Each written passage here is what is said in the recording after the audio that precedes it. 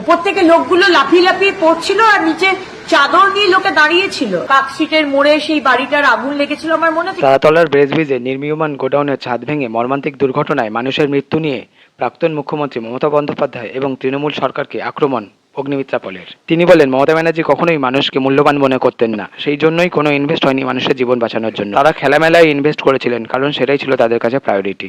যন্ত্রপাতি আপনি কিনবেন যদি আপনি মনে করেন যে আপনার ভোটার, আপনার যারা আপনার রাজ্যের মানুষ, তাদের জীবন মূল্যবান, তাহলেই তো আপনি যন্ত্রপাতি কিনবেন।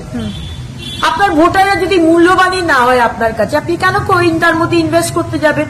আপনি তার থেকে ভোট পাওয়ার জন্য ইনভেস্ট করবেন রাস্তা, ত্রিফলা লাইট, খেলা মেলা, কার্নিভাল, ফুটবল খেলা, এগুলো তো আপনি বেশি ইনভেস্ট করবেন।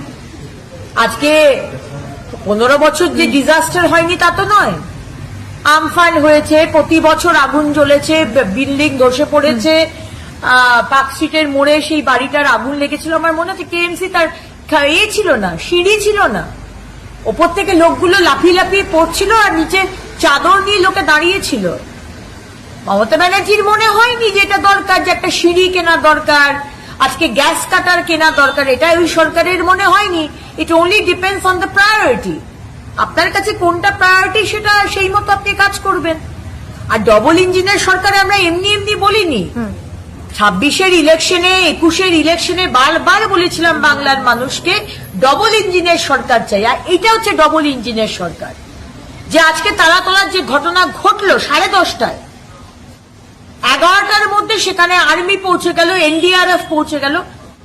গ্যাস কাটার পশ্চিমবঙ্গের যারা রয়েছে তাদের কাছে গ্যাস কাটার ছিল না, এনডিআরএফ এর কাছে ছিল, আর্মির কাছে ছিল। তারা সারা রাত সারা দিন তারা পরিশ্রম করে আজকে যে মানুষগুলোকে বাঁচানো হয়েছে, সম্পূর্ণ credit goes to them. Of course KMC ছিল, দমকল ছিল, পিডব্লিউডি ছিল, সিভিক ছিল, ডিফেন্স ছিল, সবাই ছিল। ডবল ইঞ্জিন সরকারের সুফল সম্পর্কে বলতে গিয়ে তৃণমূল আমলে রাজ্যের উন্নয়নের পরিকাঠামো ভাঙার জন্য মমতা ব্যানার্জির ইগোকেই দায়ী করলেন অগ্নিমিত্রা পল। ইগোর জন্যই কেন্দ্রীয় সুরক্ষা বাহিনীকে এই রাজ্যে ঢুকতে দিতেন না মমতা বন্দ্যোপাধ্যায়। এই কারণে রাজ্য দুর্ঘটনা মোকাবিলায় বারবার ব্যর্থ হয়েছে। মানুষের প্রাণহানি এবং ক্ষয়ক্ষতির পরিমাণ বৃদ্ধির একমাত্র কারণ তৃণমূল সরকার।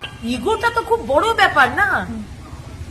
আজকে ইগোকে স্যাটিসফাই করার জন্য যে ডিজাস্টার গুলো হয়েছিল বিগত দিনে, মমতা ব্যানার্জির সরকার মনে করেছেন মানুষ মরুক, কিন্তু আর্মিকে দেখা যাবে না, এনডিআরএফ কে ডাকা যাবে না।